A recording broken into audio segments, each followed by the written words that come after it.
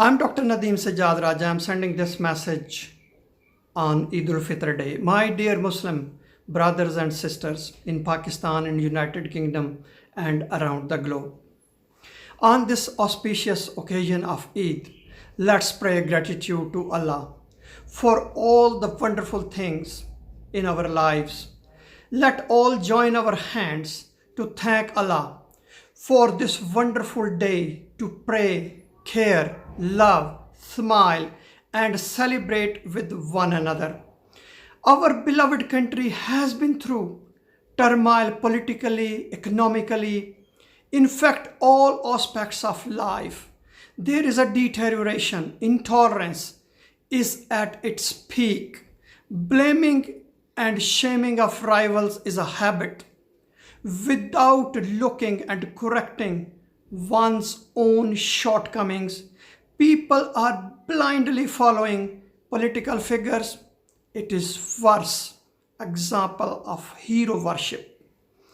We Muslims are followers of the greatest leader, the most wise and kind human being, the beloved prophet of God, peace be upon him, who teaches us love, respect, kindness, and accountability, even its most beloved daughter, Hazrat Fatima, peace be upon her. How we can forget the teachings of our beloved prophet, peace be upon him?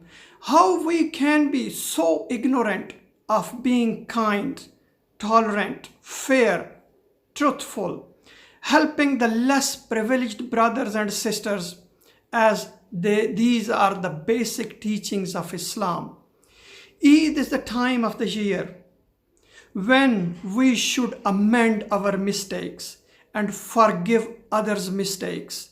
May Allah on this day grant us all wisdom and kindness. May the Allah show us the right path and help us in every step of life.